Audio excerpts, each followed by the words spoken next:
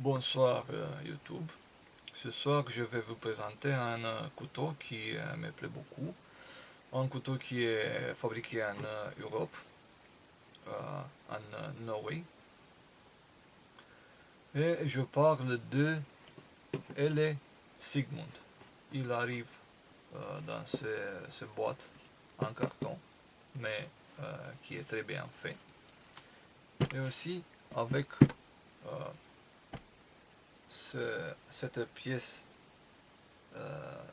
ce morceau de matériel qui est rugueux et qui permet très bien d'être utilisé pour faire le ménage de notre couteau. Je vais passer très rapidement dans les dimensions et autre chose de couteau. Je vais vous dire que il pèse 94 grammes. Le couteau pèse 94 grammes. Le couteau est fait d'un inox triple laminé. L'épaisseur de la lame est de 3 mm.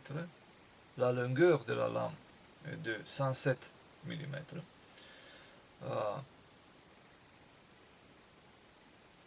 Ici, on a du bois, différents espèces, et aussi on a du cuir. La lame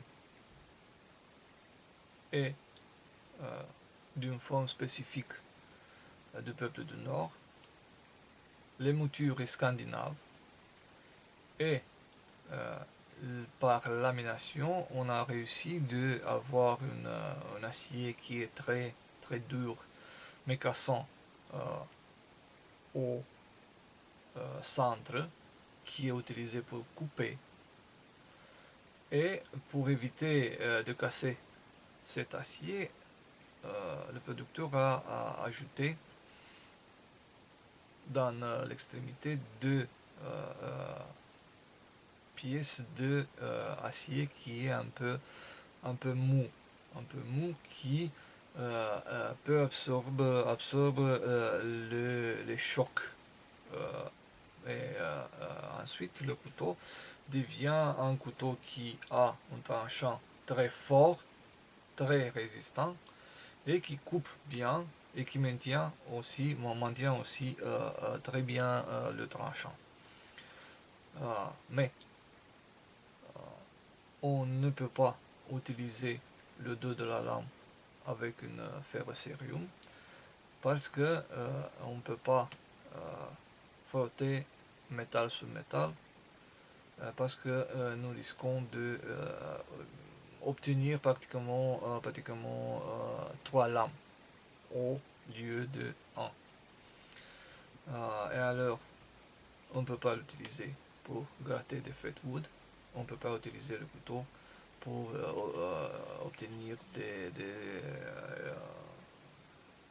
de feu avec une ferrocerium. Bon, le tang est rat tang. L'acier continue jusqu'ici, mais il est très n'a pas la forme de la lame, l'épaisseur de la lame, mais il est très aigu. Et alors, on ne peut pas faire du bâtonning très fort avec le couteau parce que on risque de produire de l'abîmer pratiquement. En même temps, comme je vous ai dit, ici nous avons des morceaux, des pièces de bois et des cuirs. On a bois, cuir, bois, cuir, bois, cuir, et comme ça jusqu'ici. Et alors, on n'a pas une pièce tout entière. On a beaucoup de petits morceaux qui peut être facilement abîmés pendant le bâtonning. Alors, je considère qu'avec ce couteau, on ne peut pas faire du batoning et que ce couteau doit être utilisé seulement pour obtenir des petits morceaux de bois, pour obtenir du feu, et seulement en paire avec une hachette et une scie. Euh, le couteau est fait par un artisan, évidemment à l'aide d'une machine, mais il est fait par main. Il est aiguisé aussi par un artisan. On peut voir que le type de la lame n'est pas également aiguisé, mais tout ça ne fait que rendre unique ce couteau qui a des petits défauts mais qui ne affecte pas la valeur et la beauté du couteau, mais qui le rendent unique. Et alors, en conclusion, je peux vous dire que ce couteau, je le tiens très bien en main. Des morceaux de cuir, on fait le rôle de antidérapant, pour dire comme ça, et empêche que le couteau me sorte de la main pendant que je l'utilise. On a une forme ergonomique, l'apaisement est très bon pour tous les trois positions principales de bushcraft. On n'a pas de hotspot, on n'a pas de lieux qui nous gênent pendant l'utilisation du couteau.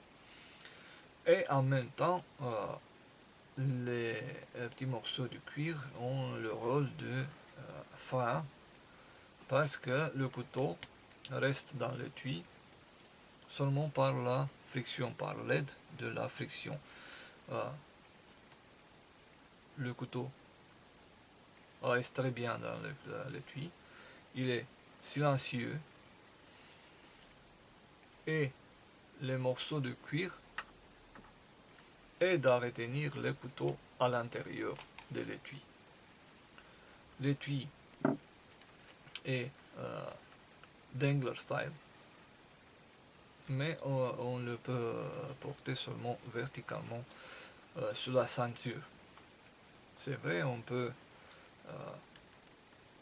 modifier la position du dangler, et je crois, connaissant la légèreté du couteau, je crois qu'on peut le porter même dans cette position horizontale sur la ceinture. Quelque chose de cette manière. Bon, en conclusion, j'ai dans la main un couteau qui est très beau, qui est très utile, qui peut être utilisé dans les tasks de bushcraft qui ont besoin de la finesse,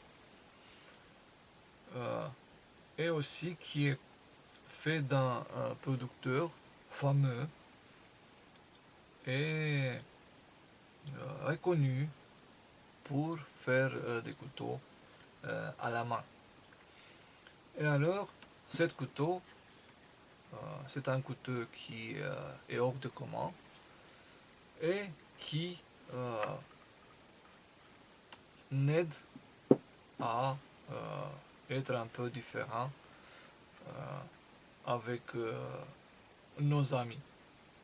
Je ne vous ai pas monté l'étui. L'étui a une forme très belle, pardon. Et aussi, on a sur la surface marquer le nom Norway, le nom du pays, et aussi une photo pour dire comme ça. On est là, dans une forêt de conifères, et avec les montagnes au dos, au loin. Et aussi une feuille stylisée à la partie basse de l'étui. L'étui est très beau, mais je considère que il a un petit minus parce qu'il n'a pas de trou pour évacuer l'eau qui est entré dans l'intérieur de l'étui. Mais si nous avons soin de ne pas utiliser le couteau